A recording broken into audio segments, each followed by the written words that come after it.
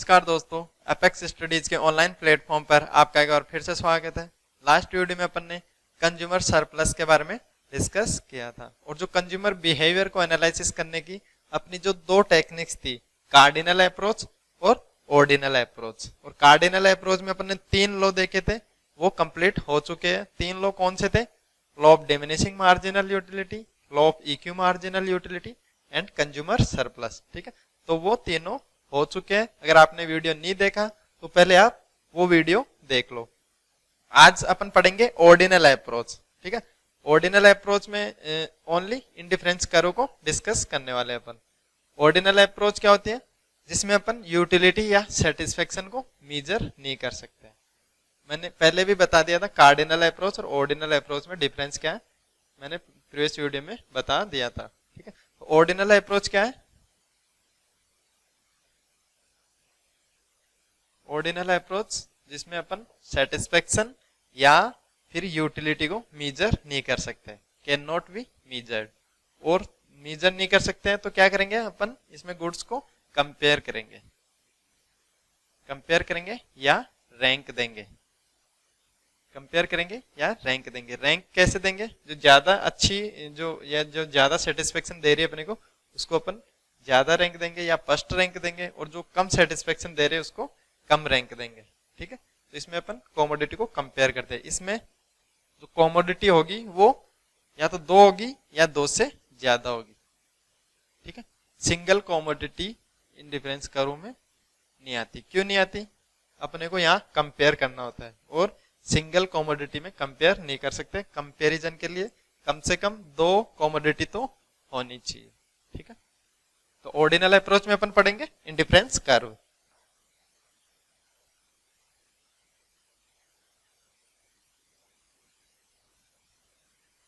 Difference curve. और जो Rajasthan pre PG में एक क्वेश्चन आया था, प्री पीजी 2018 में, राजस्थान प्री पीजी 2018 में क्वेश्चन आया था कि जो ऑर्डिनल अप्रोच है कंज्यूमर बिहेवियर को एनालिसिस करने की, ऑर्डिनल अप्रोच है उसमें कौन से लॉ इंक्लूड होते हैं। ठीक है, तो उसमें 4 ऑप्शन थे, law of diminishing marginal utility, law of equi marginal utility, consumer surplus और लास्ट था इंडिफरेंस कर्व। तो अपना राइट आंसर क्या होगा? Indifference curve. ठीक है, इंडिफरेंस कर्व ऑर्डिनल अप्रोच में आता है और बाकी जो ये तीनों लॉ थे वो किस में आते हैं? कार्डिनल अप्रोच में। ठीक है, तो यहां से क्वेश्चन बनता है कि ऑर्डिनल अप्रोच में क्या आएगा? इंडिफरेंस कर्व ऑर्डिनल अप्रोच में आएंगे और बाकी जो 3 लॉ पढ़े वो कार्डिनल अप्रोच में आएंगे। नेक्स्ट है इंडिफरेंस कर्व। इंडिफरेंस कर्व का डेफिनेशन क्या होगा? इसमें अपन जो 2 गुड्स लेंगे उनके कॉम्बिनेशन से अपने को जो सेटिस्फेक्शन है वो सेम मिलना चाहिए। ठीक है, तो डेफिनेशन क्या बोलती है? All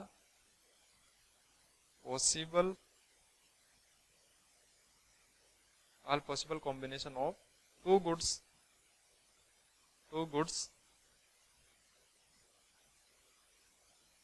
that gives same level of satisfaction.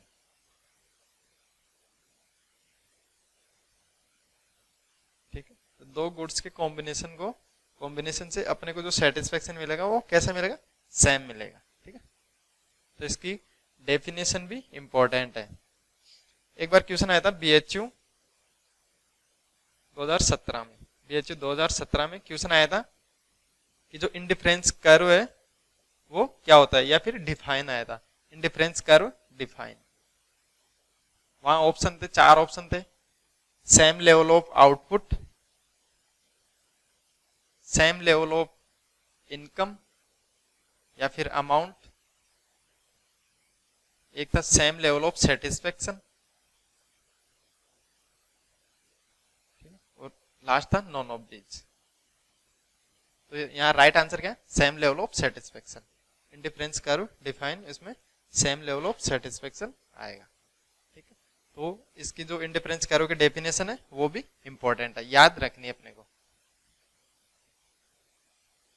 ठीक है, अपन गुड्स का अपन कॉम्बिनेशन बनाएंगे जिससे अपने को जो सेटिस्फेक्शन लेवल है वो अपना सेम हो। ठीक है, तो अपन अब पढ़ेंगे इंडिफरेंस कर्व का शेड्यूल बनाएंगे और शेड्यूल बना के ग्राफ प्लॉट करेंगे। ठीक है, तो मैं डेफिनेशन मिटा देता हूं। अपन अब बनाएंगे कॉम्बिनेशन।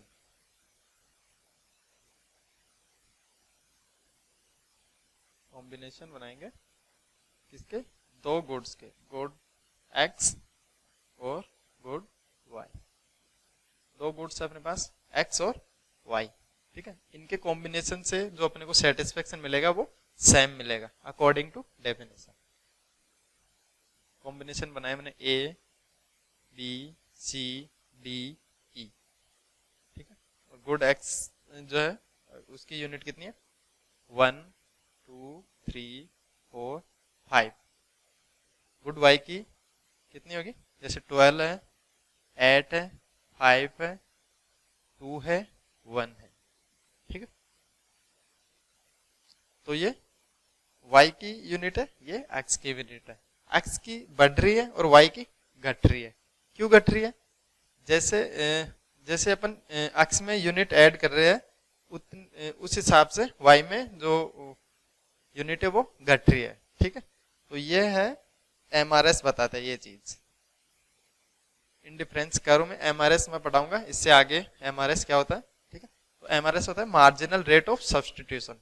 सब्सटीट्यूशन अपन सब्सटीट्यूट ही तो कर रहे हैं, अपन x में जितना ऐड कर रहे हैं तो y में कितना अपने को सेक्रीफाइस करना पड़ रहा है। ठीक है, वो सब्सटीट्यूशन अपना, तो वो MRS बताता है। ठीक है, तो MRS क्या बताएगा? x में जितना अपन ऐड करेंगे या गेन करेंगे उस हिसाब से y में कितना सेक्रीफाइस करना होता है, वो होगा अपना MRS। ठीक है, इसलिए ये कम होता जा रहा है, x बढ़ता जा रहा है। अगर ये कम नहीं हो तो क्या होगा? जैसे मैं बात करूं 1x प्लस 12y, अपनी एक यूनिट x के लिए और 12 यूनिट y के लिए।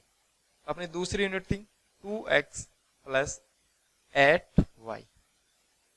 इनसे तो पता है अपने को जो सेटिस्फेक्शन लेवल वो सेम मिल रहा है। ठीक है, 8y होने के बाद इनसे तो सेटिस्फेक्शन अपने को सेम मिल रहा है। ये कम क्यों हुआ? अगर ये कम नहीं होता तो क्या होता? ठीक है, जैसे ये 12y है तो इसको अपन 8y नहीं करके वापस 12y करते हैं, 12 कर दिया, तो अब सेटिस्फेक्शन सेम रहेगा क्या? नहीं रहेगा। क्यों नहीं रहेगा?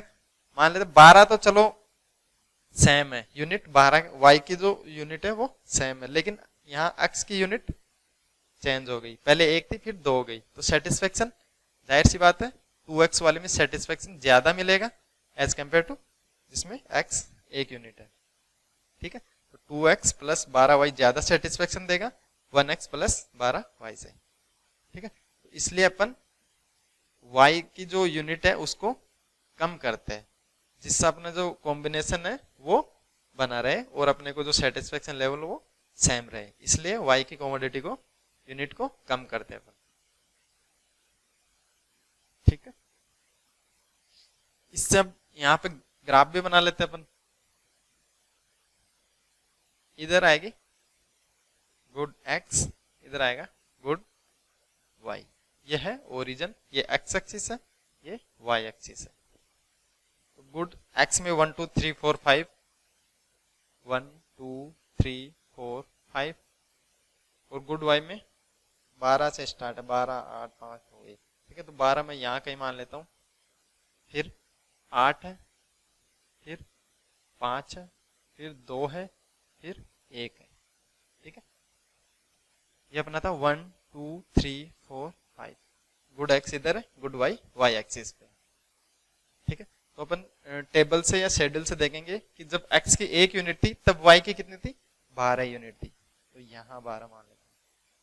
जब x की 2 यूनिट थी तब y की 8 यूनिट थी। ठीक है, जब x की 3 थी तब y की 5 थी। जब x की 4 थी तब y की 2 थी। ठीक है, जब x की 5 थी तब y की कितनी थी? 1 है। इधर ये x है, इधर y है, ये। ठीक है, तो अब इन पॉइंट्स को अपन मिलाएंगे तो कैसा कर्व मिलेगा? जो कर्व मिलेगा वो अपने को इंडिफरेंस कर्व मिलेगा। ठीक है, और ये जो पॉइंट है अपने, ये यहाँ पे क्या है?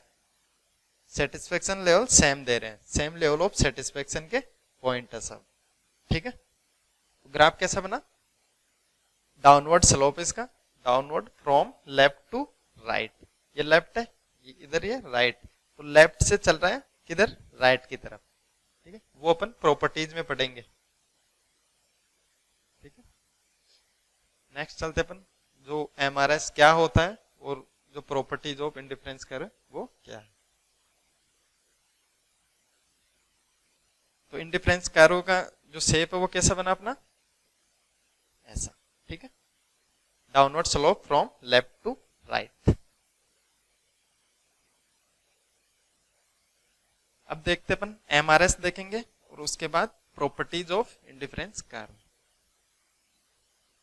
एमआरएस क्या होता है, एमआरएस जो इंडिफरेंस कर्व है उसके स्लोप को बताता है, slope of indifference curve shows, क्या शो करता है, MRS, MRS marginal rate of substitution.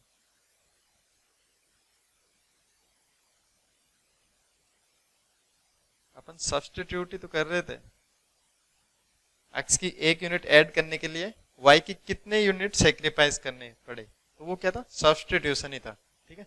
तो slope of indifference curve shows MRS, marginal rate of substitution, ठीक है।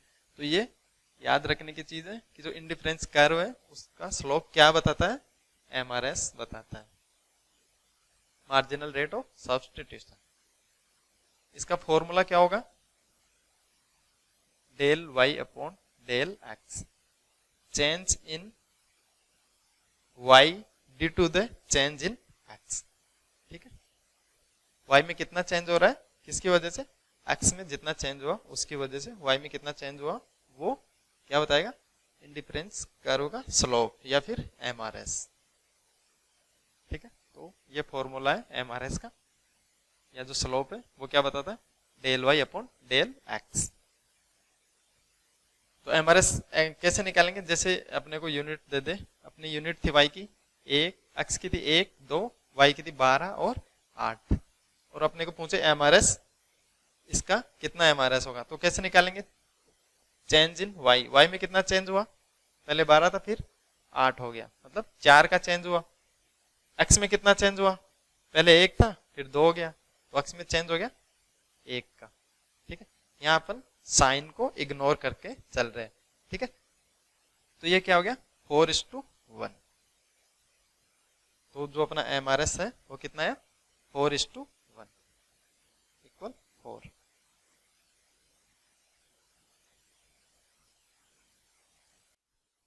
नेक्स्ट अपन चलते हैं प्रॉपर्टीज ऑफ इंडिफरेंस कर्व।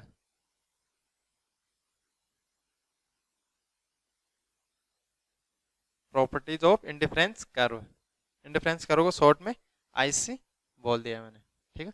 तो फर्स्ट अपन जो प्रॉपर्टीज लिखेंगे वो क्या है, downward slope from left to right,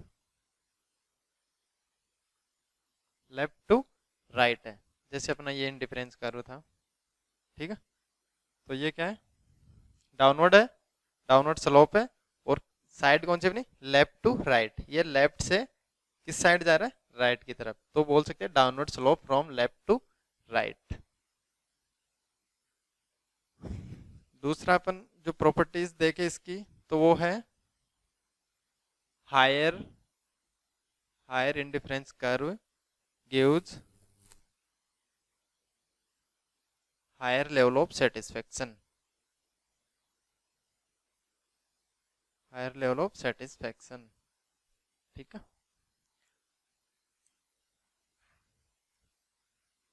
तो higher indifference curve gives higher level of satisfaction, क्या बोलना चाह रहा है कि जैसे ये अपना इंडिफरेंस कर्व था, एक और इंडिफरेंस कर्व हो गया IC1, इसको बोल देते हैं, IC2 इसको बोल रहे, तो ये बोलना चाह रहा है कि जो अपना IC1 है वो कम सेटिस्फेक्शन देगा और जो IC2 है वो ज्यादा सेटिस्फेक्शन देगा। क्यों देगा, जैसे अपन यहाँ पॉइंट मान लेते A और B, अब इतना तो अपने को पता है कि जो IC1 पे जो भी पॉइंट होंगे वो सेम लेवल के होंगे, ठीक है। तो A और B दोनों पे सेटिस्फेक्शन लेवल सेम है, और ये C है और ये D है। IC2 की बात करें तो C और D दोनों में जो सेटिस्फेक्शन लेवल है वो सेम है, ठीक है, क्योंकि ये एक ही इंडिफरेंस कर्व पे बने हैं इसलिए, ठीक है। अब ये higher indifference gives higher level of satisfaction, इसका क्या मतलब है कि जैसे अपन मान लेते हैं कि जो ये एक्स की एक यूनिट है, इधर मैं गुड एक्स लिख देता हूं, इधर मैं गुड वाई लिख देता हूं, ठीक है। एक्स की एक यूनिट पे वाई कितना है, जैसे मान लेता हूं 10 है, ठीक है। ये इसके एकदम सिद्ध में है, मतलब स्ट्रेट लाइन है ये, ठीक है। यहाँ पे सी है वो भी 10 ही है, लेकिन जो एक्स का मान है वो बढ़ के जैसे 2 हो गया, ठीक है। एक यहाँ है तो एक से तो ज्यादा ही होगा इस साइड, ठीक है, तो 2 मान लेता हूं मैं, ठीक है। तो अपन इक्वेशन लिखे तो 1x plus 10y, first equation तो क्या लिखी IC1 में लिखा मैंने x की 1 यूनिट और y की 10 यूनिट, और IC2 में लिखा मैंने 2 यूनिट x की है और y की यूनिट कितनी है 10 ही है, सेम है, ठीक है, क्योंकि ये एकदम स्ट्रेट लाइन है इसलिए। अब मैं बताना चाह रहा हूं कि जो हायर इंडिफरेंस करो वो ज्यादा सेटिस्फेक्शन क्यों दे रहा है, IC2 ज्यादा क्यों दे रहा है, तो यहाँ y की जो यूनिट है वो तो सेम है, ठीक है, तो यहाँ से तो सेटिस्फेक्शन सेम मिल रहा है। लेकिन जैसे ही x की यूनिट में आते हैं अपन तो देखते हैं कि IC1 में x की यूनिट 1 है, जबकि जो IC2 है अपना उसमें x की यूनिट 2 है, ठीक है, तो सेटिस्फेक्शन लेवल 2 वाली जो x यूनिट है उसमें ज्यादा होगा, ठीक है, तो IC2 में ज्यादा होगा, इसलिए अपन बोलते हैं कि जो हायर इंडिफरेंस कर्व है वो सेटिस्फेक्शन लेवल भी ज्यादा ही देता है, ठीक है।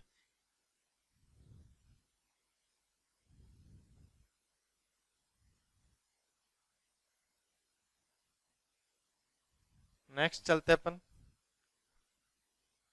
Indifference curve do not intersect to each other, जो इंडिफरेंस कर्व होता है वो एक दूसरे को काटते नहीं है, indifference curve do not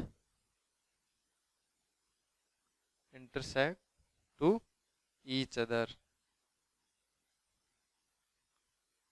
indifference curve होगा वो एक दूसरे को इंटरसेक्ट नहीं करेंगे, जैसे अपने पास जो कर्व है वो और एक ये कर्व है, ठीक है, ये IC1 ये IC2 है, ठीक है, ये है ए पॉइंट, और जो ये इंटरसेक्ट जो कॉमन है इसको अपन मान लेते हैं B, ठीक है, और यहाँ पे पॉइंट C है, ठीक है, तो IC1 पे कौन से पॉइंट हो गए A और B, और IC2 पे कौन से पॉइंट हो गए B और C, ठीक है। तो ये अगर ये एक दूसरे को इंटरसेक्ट कर रहे हैं तो क्या होगा वो देखते हैं। अपने को पता है कि जो भी अपना इंडिफरेंस कर्व है उस पे अगर कोई पॉइंट है तो वो सब क्या होंगे सेम लेवल के होंगे, सेटिस्फेक्शन क्या होगा उनमें सब में सेम होगा। अपन बात करें IC1 की, तो IC1 में कौन कौन से पॉइंट है A और B है, ठीक है, तो A बराबर B होगा IC1 में, क्योंकि जो इंडिफरेंस कर्व है वो IC1 पे ही दोनों पॉइंट है A और B।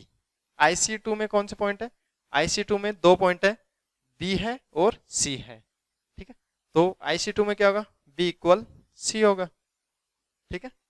IC1 में क्या है A इक्वल B है, IC1 ये है अपना, ठीक है, तो A में जो IC1 में जो पॉइंट है A और B है, तो A की इंडिफरेंस कर्व पे जो पॉइंट होंगे वो सेम लेवल के होंगे, इसलिए A इक्वल B हो गया। IC2 पे 2 पॉइंट है B है और C है, ठीक है, IC2 अपने यहाँ से स्टार्ट है, ठीक है, तो IC2 में B और C बराबर है। अब यहाँ देखो अपन A और B और C, ठीक है, तो अपने तो यहाँ से क्या दोनों समीकरणों से अपने को समझ आ रहा है कि अगर A बराबर B है और B बराबर C है तो A बराबर C होगा, ठीक है, यहाँ से ये निष्कर्ष निकल रहा है। अगर A बराबर B है और B बराबर C है तो A बराबर C भी होगा, ठीक है। तो अपन इसमें इंडिफरेंस कर्व में देखें ए और सी सेम लेवल के आ रहे हैं, सेम लेवल सेटिस्फेक्शन के आ रहे हैं, तो ये संभव नहीं है। क्यों नहीं है? ए तो है IC1 पे, ठीक है, बी है, सॉरी सी है IC2 पे, ठीक है।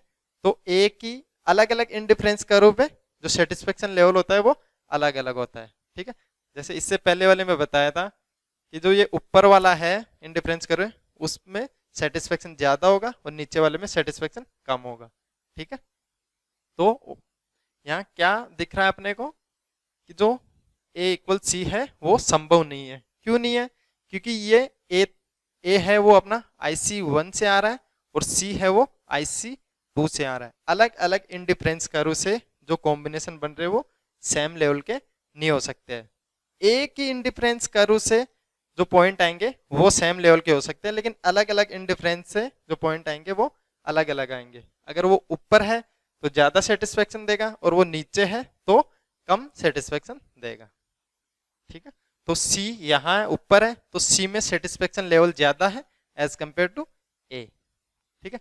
अगर ऐसी सिचुएशन आती है, इंटरसेक्ट होते हैं, तो ये सिचुएशन बनेगी ए इक्वल सी, जो कतई सही नहीं है, ठीक है। क्या होगा? सी ग्रेटर देन ए होगा, क्योंकि सी ऊपर है, higher level of indifference curve gives higher level of satisfaction. C ऊपर है तो सेटिस्फेक्शन लेवल सी का ज्यादा होगा, किससे? ए से, ठीक है। नेक्स्ट चलते अपन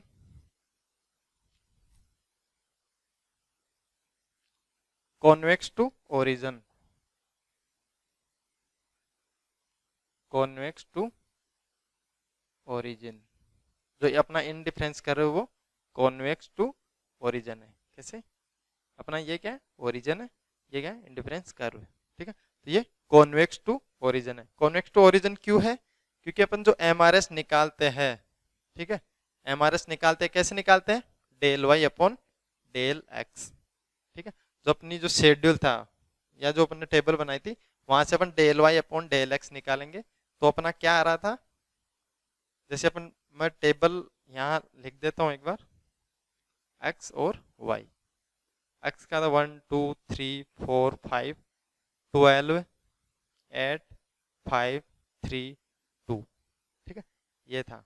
अब यहाँ से मेरे को MRS निकालना है। MRS क्या होता है? Del Y upon del X, change in Y due to the change in X, ठीक है। 12 से पहले यहाँ स्टार्ट में कोई चेंज नहीं था, ठीक है, क्योंकि 12 से पहले कोई नंबर नहीं है इसलिए। नेक्स्ट अपन चलते हैं, पहले 12 था फिर 8 हो गया, तो कितना चेंज हुआ? अपन यहाँ साइन को इग्नोर कर रहे हैं, ठीक है, साइन को इग्नोर करते हुए चलना है अपने को। पहले 12 था फिर 8 हुआ, तो कितना बचा? 4। तो डेल वाई आया अपना, वो कितना आया? 4 आया। और डेल एक्स कितना आएगा? चेंज इन एक्स, एक्स में कितना चेंज हुआ? पहले 1 था फिर 2 हो गया, तो एक्स में चेंज 1 आया, ठीक है। तो 4/1 अपन इसको लिख सकते हैं 4:1। नेक्स्ट चलते हैं अपन, ये तो ये हो गया। नेक्स्ट चलते हैं, पहले 8 था फिर 5 हो गया, तो कितना चेंज आया? 3 का। यहाँ 2 था फिर 3 हो गया, तो 1 का चेंज, तो 3:1। इनमें देखते हैं 2 का चेंज है और इधर कितने का चेंज है? 1 का, तो 2:1। यहाँ कितना चेंज है? 1 का, 1, और इधर कितना चेंज है? 1, ठीक है, तो 1:1, ठीक है। तो ये क्या है कि अपन एक्स की 1 यूनिट बढ़ाते हैं तो वाई की 4 यूनिट सेक्रीफाइस करनी पड़ेगी। इसमें एक्स की 1 यूनिट बढ़ाएंगे तो वाई की 3 यूनिट सेक्रीफाइस करनी पड़ेगी, ठीक है। तो ऐसे ये क्या हो रहा है? डिक्रीज हो रहा है, 4 3 2 1, ठीक है। तो अपना MRS है वो क्या है?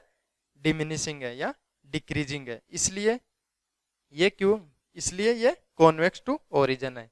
अगर MRS अपना इंक्रीजिंग आता तो वो होता कॉनकेव, कॉनकेव टू ओरिजिन होता। अपना MRS क्या आ रहा है? डिमिनिशिंग आ रहा है या डिक्रीजिंग आ रहा है, इसलिए ये कॉन्वेक्स टू ओरिजिन है, ठीक है। अगर ये यूं आता, ठीक है, तो ये क्या होता? कॉनकेव होता, ठीक है। तो कॉन्वेक्स और कॉनकेव कैसे डिसाइड करते हैं? MRS से। अगर MRS अपने डिक्रीजिंग आ रही है तो वो कॉन्वेक्स टू ओरिजिन होगा, और MRS इंक्रीजिंग आ रही है तो कॉनकेव टू ओरिजिन होगा, ठीक है। तो अपन ने इसमें इंडिफरेंस कर्व की जो डेफिनेशन थी वो देख ली, शेड्यूल देख लिया, ग्राफ देख लिया और प्रॉपर्टीज ऑफ इंडिफरेंस कर्व देख ली। ठीक है, और इसमें क्वेश्चन कहाँ से आएंगे, एक तो इसकी डेफिनेशन है वो इम्पोर्टेंट है। ठीक है, एक है जो इंडिफरेंस कर्व है वो कौन सी अप्रोच में आता है, ऑर्डिनल अप्रोच में आता है, और जो प्रॉपर्टीज ऑफ इंडिफरेंस कर्व है वो भी इम्पोर्टेंट है। और क्या इम्पोर्टेंट है, जो इंडिफरेंस कर्व का स्लोप है वो क्या बताता है, एमआरएस बताता है, मार्जिनल रेट ऑफ सब्स्टिट्यूशन। ठीक है, तो ये भी इम्पोर्टेंट है। ठीक है, तो प्रॉपर्टीज ज्यादा इंपॉर्टेंट है, प्रॉपर्टीज को याद रखना पड़ेगा अपने को। ठीक है, नेक्स्ट वीडियो में अपन इंडिफरेंस कर्व से आगे बजट लाइन और उसके बाद जो कंज्यूमर इक्विलिब्रियम आता है वो देखते हैं। ठीक है, थैंक्स फॉर वॉचिंग।